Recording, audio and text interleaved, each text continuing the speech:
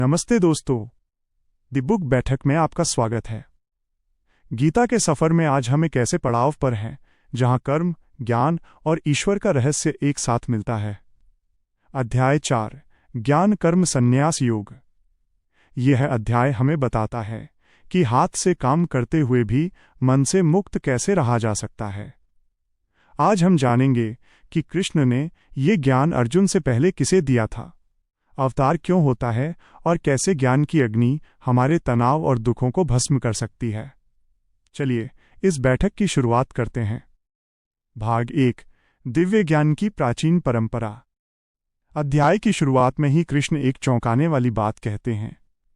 वे कहते हैं कि यह ज्ञान उन्होंने सबसे पहले सूर्यदेव विवस्वान को दिया था। सूर्य ने मनु को और मनु ने राजा इक्ष्वाकु को। यहाँ एक गहरा संदेश है कि गीता का ज्ञान नया नहीं है, ये शाश्वत यानी इटर्नल है। कृष्ण समझाते हैं कि समय के साथ जब लोग स्वार्थी हो जाते हैं तो यह ज्ञान लुप्त हो जाता है। इसलिए इसे पुनर्जीवित करने के लिए वे फिर से अर्जुन को माध्यम बना रहे हैं। भाग 2, अवतार का रहस्य। जब अर्जुन ने पूछा कि आप तो मेरे समकालीन मित्र हैं, फिर आपने सृष्टि के आरंभ में सूर्य को ज्ञान कैसे दिया? तब कृष्ण ने अपने ईश्वर स्वरूप का रहस्य खोला। उन्होंने 2 सबसे शक्तिशाली श्लोक कहे। यदा यदा हि धर्मस्य ग्लानिर्भवति भारत, अभ्युत्थानमधर्मस्य तदात्मानं सृजाम्यहम्, और परित्राणाय साधूनां विनाशाय च दुष्कृताम्, धर्म संस्थापनार्थाय संभवामि युगे युगे। वे बताते हैं कि भगवान केवल तब नहीं आते जब दानवों को मारना हो, बल्कि तब आते हैं जब धर्म यानी मानवता और सही रास्ता खतरे में हो। उनका जन्म दिव्य होता है और जो इस सत्य को गहराई से जान लेता है वो पुनर्जन्म के चक्र से मुक्त हो जाता है। भाग 3, वर्ण व्यवस्था का वैज्ञानिक आधार।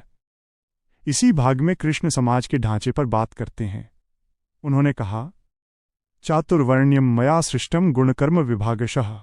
आज के समय में इसे समझना बहुत जरूरी है। कृष्ण ने जन्म के आधार पर नहीं, बल्कि गुण यानी आपकी क्वालिटी और कर्म यानी आपके एक्शन के आधार पर 4 श्रेणियों की बात की। ये एक तरह का करियर गाइडेंस था, जिसका जैसा स्वभाव और स्किल है उसे वैसा ही काम करना चाहिए ताकि समाज संतुलित रहे। भाग 4, कर्म में अकर्म। ये इस अध्याय का सबसे महत्वपूर्ण हिस्सा है। कृष्ण कहते हैं कि जो व्यक्ति कर्म करते हुए भी फल की इच्छा से नहीं चिपकता, वो भारी काम करते हुए भी कर्म के बंधन में नहीं बंधता। उदाहरण के लिए, जैसे एक एक्टर स्टेज पर विलेन का रोल करता है, वो पूरी मेहनत से अपना काम करता है लेकिन अंदर से जानता है कि वो विलेन नहीं है।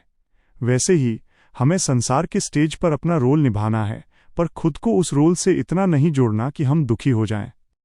भाग 5, यज्ञ और ज्ञान की महिमा। कृष्ण बताते हैं कि केवल आग में आहुति देना ही यज्ञ नहीं है। अपनी इंद्रियों को वश में करना, प्राणायाम करना और यहाँ तक कि एकाग्रता से पढ़ाई करना भी एक यज्ञ है। लेकिन वे कहते हैं कि ज्ञान यज्ञ सबसे श्रेष्ठ है। क्यों? क्योंकि भौतिक साधन खत्म हो सकते हैं, लेकिन जो ज्ञान आपके भीतर उतर गया वो आपको हमेशा के लिए बदल देता है। ज्ञान उस नाव की तरह है जो पाप और दुख के समुद्र से पार लगा देती है। भाग 6, श्रद्धा और संशय।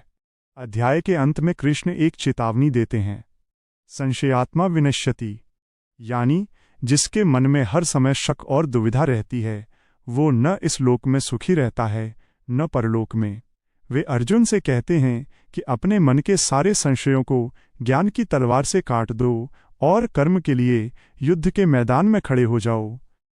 निष्कर्ष तो श्रीमद् भगवद गीता के 4 अध्याय का सार यह है कि सीखना बंद मत करो, काम से भागो मत, लेकिन काम के नतीजे के गुलाम भी मत बनो।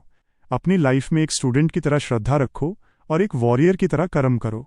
उम्मीद है द बुक बैठक की ये चर्चा आपको पसंद आई होगी। अगर आपके मन में कोई सवाल है तो कमेंट्स में ज़रूर पूछें। अगले एपिसोड में हम अध्याय 5, कर्म संन्यास योग को समझेंगे। तब तक के लिए जुड़े रहिए। जय श्री कृष्ण।